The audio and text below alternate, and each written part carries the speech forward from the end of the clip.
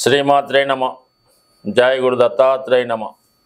ఈ వీడియోలో మనం జనవరి 16వ తారీఖు నుంచి 31వ తారీఖు మధ్యలో జరగబోయే పక్ష ఫలితాలు మేషరాశి వారికి ఏ విధంగా ఉండబోతున్నాయి అని పరిశీలించినప్పుడు, ఒక విధంగా ఈ పక్షంలో ఏకాదశ స్థానంలో ఉన్నటువంటి శుక్ర శనిగ్రహ సంచారం జాతకుడికి స్త్రీల ద్వారా విశేషమైనటువంటి ధనలాభం వచ్చే అవకాశం ఉన్నది.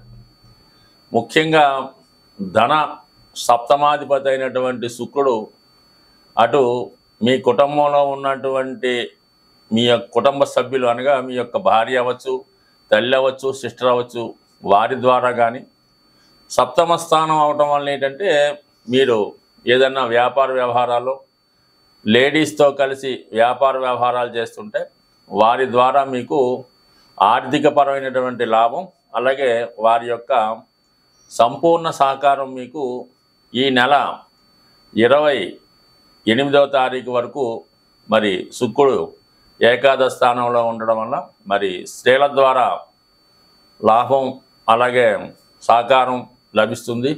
ముఖ్యంగా వివాహ ప్రయత్నాలు చేస్తున్నవారు చాలా వరకు ఈ నెల 28వ తారీఖు లోపల వివాహ ప్రయత్నాలు చేసుకొని ఒక నిర్ణయానికి రావటం వల్ల వివాహ సంబంధాలు నిశ్చయమయ్యే అవకాశం ఉన్నది.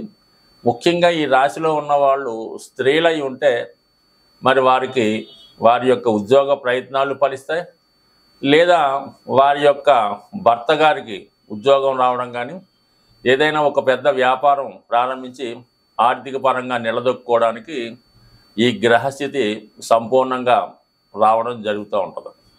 ఇక ముఖ్యంగా మీకు చాలా కాలంగా వృత్తి ద్వారా రావాల్సినటువంటి అభివృద్ధి కానీ ప్రమోషన్ కానీ ఏదైనా జీతం మీకు రావాల్సి ఉంటే అటు ఆర్థిక పరంగాను వృత్తిలో అభివృద్ధికరంగానూ ఉండే అవకాశం ఉంటుంది.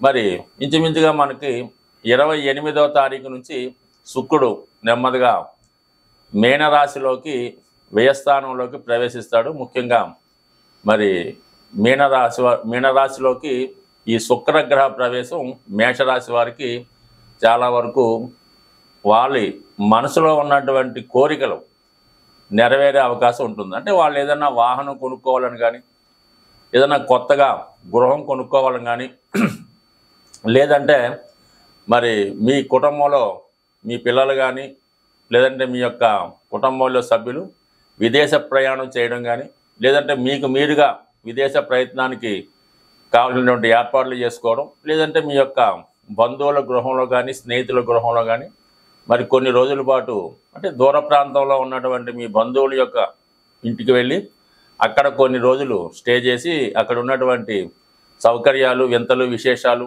చూసి అటు ధనం వ్యయం చేసుకోవడంతో పాటు మనసులో ఉన్నటువంటి కోరికలు నెరవేర్చుకోవడం, కొన్ని రోజులు సంతోషంగా గడపడానికి ఈ గ్రహస్థితి అనుకూలిస్తూ ఉంటుంది. సాధారణంగా శుక్రుడు వ్యయస్థానంలోకి వచ్చినప్పుడు దూరమైనటువంటి భార్యాభర్తలు తిరిగి కలుసుకునే అవకాశం ఉంటుంది. అలాగే దూర ప్రాంతంలో ఉన్నటువంటి మీ యొక్క సంతానాన్ని కానీ, భర్తను కానీ, భార్యను కానీ ఎవరైతే మీకు ఆత్మీయులుగా ఉంటారో, ఎవరిని చూస్తే మీకు మనసు ఆనందంగా సంతోషంగా ఉంటుందో వారిని కలుసుకునే ప్రయత్నం ఈ నెలాఖరులో ఇంచుమించుగా 28వ తారీఖు తర్వాత జరిగే అవకాశం ఉన్నది. ఇక సూర్య భగవానుడు ఈ పక్ష ప్రారంభంలోనే మకరంలోకి ప్రవేశించడం వల్ల ఒక విధంగా ఈ రాశి వారికి ఉద్యోగంలో అభివృద్ధి కానీ అదనపు బాధ్యతలు రావడం కానీ జరిగే అవకాశం ఉంది. అంటే దశమ స్థానంలో రవి దిగ్బలుడై ఉంటాడు. ఈ కారణం వల్ల ఏంటంటే ఉద్యోగంలో చాలా స్ట్రిక్ట్గా వ్యవహరిస్తారు. చాలా వరకు మీ యొక్క నిజాయితీ మీకు మంచి గుర్తింపు తేవడం జరుగుతుంటుంది.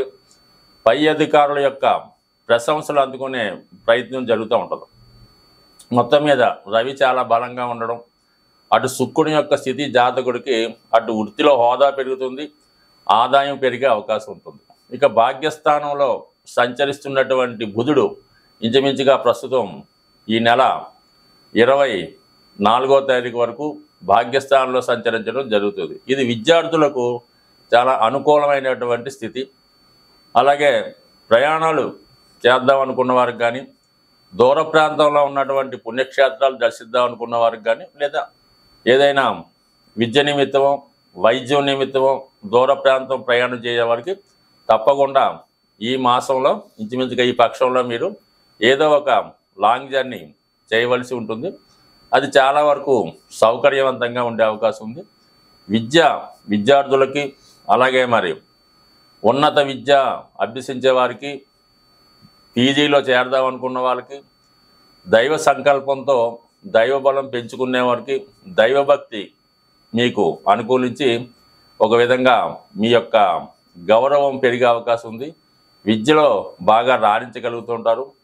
మీ యొక్క సంతానం యొక్క అభివృద్ధి మీకు చాలా ఆనందకరంగా ఉండే అవకాశం ఉంది. ఏదైనా 9వ స్థానంలో ఉన్నటువంటి గ్రహం అటు అదృష్టాన్ని ఇస్తుంది. అందులో ఉన్నటువంటి కారకాలు అంటే బుధుడు కాబట్టి మీ సోదరులకి అభివృద్ధి వచ్చే అవకాశం ఉంది. మీ సంతానానికి అభివృద్ధి అవకాశం ఉంది. ఓవరాల్గా వ్యక్తిగతంగా వ్యాపార అభివృద్ధి జరిగే అవకాశం ఉంది. అంటే టోటల్గా అటు 9వ స్థానం అనుకూలంగా ఉంది, 11వ స్థానం ముఖ్యంగా బాగుంది, 10వ స్థానంలోకి రవిగ్రహ సంచారం, ఇవన్నీ కూడా జాతకుడికి వృత్తిపరమైనటువంటి హోదా పెరిగే అవకాశం ఉంది. అలాగే మారుతున్నటువంటి బుధ శుక్ర గ్రహాలు కూడా చాలా వరకు మీకు అనుకూలంగా ఉండడం, ఎస్పెషల్లీ ఈ జనవరి 21 వరకు చతుర్థంలో సంచరిస్తున్నటువంటి కుజుడు స్థల మార్పుకి ప్రయత్నం చేస్తే పని జరిగే అవకాశం ఉంది. 21వ తారీఖున కుజుడు వక్ర గమనంతో తృతీయ స్థాన సంచారం జాతకుడికి తన పనిలో వేగాన్ని పెరుగుతుంది. ఏదైనా స్వయం కృషితో ఎవరి సహకారం లేకుండా అనుకున్నది సాధించే విధంగా కుజుడు 3వ స్థానంలోకి రావడం అనేది ఒక విధంగా మీలో నూతన ఉత్సాహంతో కొత్త ప్రయత్నాలు ప్రారంభించే దిశగా ఈ గ్రహస్థితి అనుకూలంగా ఉంది. గోచార ఫలితాలు గమనిస్తున్నప్పుడు ఈ వార ఫలాలు, పక్ష ఫలాలు, మాస ఫలితాలు కూడా తొందరగా ప్రయాణించే గ్రహాలు అంటే కేవలం శుక్రుడు, బుధుడు, కుజుడు, రవి, ఈ 4 గ్రహాలు బేస్ చేసి మనం ఈ మాస ఫలితాలు చెప్పడం జరుగుతూ ఉంటుంది. జనరల్గా నెలకొకసారి రవి రాశి మారుతూ ఉంటాడు కాబట్టి రవి గ్రహం మోస్ట్ ఇంపార్టెంట్గా ఫలితాలు ఇవ్వడం జరుగుతూ ఉంటుంది. ఒక రాశిలో మరి ఈ గోచార ఫలితాలు ఎలా ఉన్నాయంటే, ఒక రాశి వారికి ఆ రాశి యందు శుభగ్రహం ఉన్నప్పుడు ఆ ఫలితాలు వీళ్ళకి చాలా అనుకూలంగా ఫేవర్గా రావడం జరుగుతూ ఉంటుంది. అదే ఒక రాశిలో పాపగ్రహం ఉన్నప్పుడు చక్కగా ఈ ఫలితాలు అనుకూలంగా రాకుండా వ్యతిరేక ఫలితం వస్తూ ఉంటుంది అన్నమాట. అంటే ఒక రాశిలో పాపగ్రహం ఉంటే ఆ పాపగ్రహానికి లాభస్థానంలో వేరే గ్రహం వచ్చినప్పుడు ఆ గ్రహం అత్యంత పాప ఫలితాన్ని ఇవ్వడం జరుగుతూ ఉంటుంది. అదే శుభగ్రహం అయినప్పుడు అనుకూలమైన స్థానంలో గ్రహాలు వచ్చినప్పుడు ఎక్కువ శుభ ఫలితాలు ఇవ్వడం కూడా జరుగుతూ ఉంటుంది. సో కేవలం మనం రాశిని బేస్ చేసి చెప్తుంటాం తప్ప రాశిలో ఆ గ్రహం ఇవన్నీ కూడా కొద్దిగా ఇంకా డెప్త్గా వ్యక్తిగతంగా జాతక పరిశీలన తెలుస్తాయి తప్ప గోచార ఫలితాలు అన్న ఎప్పుడు కూడా మీకు పూర్తిగా మీ ఒక్కరికి సరిపోయే విధంగా ఉండవు. కేవలం అనంత కోటి జనాభాలో 12 రాశులే ఉంటాయి కాబట్టి అందరికీ ఒక విధంగా ఉండదు. అందువల్ల ఫలితాలు జరగవంటే ఎట్టి పరిస్థితుల్లో కూడా జరగవు. ఎందుకంటే ఈ గోచార ఫలితాలు కేవలం చంద్రుడిని బేస్ చేసే మేము చెప్పడం జరుగుతూ ఉంటుంది. అటు చంద్రుడిని బట్టి చెప్పాలి, అటు సూర్యుని బట్టి చెప్పాలి, అటు లగ్నాధిపతిని బట్టి చెప్పాలి, ఆఖరికి లగ్నం బట్టి కూడా చెప్పాలి. ఈ విధంగా ప్రతి గ్రహాన్ని అనుసరించి కూడా ఫలితాలు ఉంటాయి కాబట్టి మనం చెప్పేది కేవలం ఓ 10%, 5% ఎప్పుడన్నా మీకు సరిపోవాలి తప్ప కేవలం ఇది సూచిక మాత్రమే తీసుకోవాలి. బట్ ఏదైనా మీ యొక్క జన్మజాతకంలో రవి బలంగా ఉంటే అన్ని గ్రహాలు మీకు అనుకూలిస్తాయి. మరి ప్రస్తుతం మనకి ఈ జనవరి 14 నుంచి ఉత్తరాయణ పుణ్యకాలం ప్రారంభమైంది. అంటే రవి యొక్క గమనంలో ప్రస్తుతం మకర రాశిలో ప్రవేశించి నెమ్మదిగా మేషరాశిలో ఉచ్చ పొందుతూ వెళ్ళటం జరుగుతుంది. కాబట్టి అంటే రవి రాను బలవంతుడు అవుతూ ఉంటాడు. దానికి నిదర్శనమే మనకి ఈ ఎండలు తీవ్రంగా విపరీతంగా పెరుగుతూ ఉంటాయి. సో అందువల్ల ఈ సమయంలో మీరు రవిగ్రహాన్ని ఆరాధించడం వల్ల, అంటే రవిని ఆరాధించడం అంటే ప్రతిరోజు సూర్య నమస్కారం చేసుకోవడం, ఆదివారం నియమంగా ఉండడం. ఎవరైతే వృద్ధులు కొంత ఖాళీగా ఉన్నారో, అనారోగ్య సమస్యలు ఉన్నాయి, పిల్లలకి పెళ్ళిళ్ళు అవ్వటం లేదు, ఏ విధంగా కలిసి రావట్లేదు అనుకున్న వాళ్ళు ఒకసారి ప్రయత్నం చేసి చూడండి. రామకోటి రాసే ప్రయత్నం చేయండి. మరి అది మీకు నెమ్మదిగా మీ కుటుంబ సమస్యల్ని సాల్వ్ అయ్యే విధంగా పనిచేస్తుంది. లేదా ఆదిత్య హృదయాన్ని వినటం, అంటే పూర్తి అర్థం తెలుసుకొని దాన్ని మనం పారాయణ చేయాలి.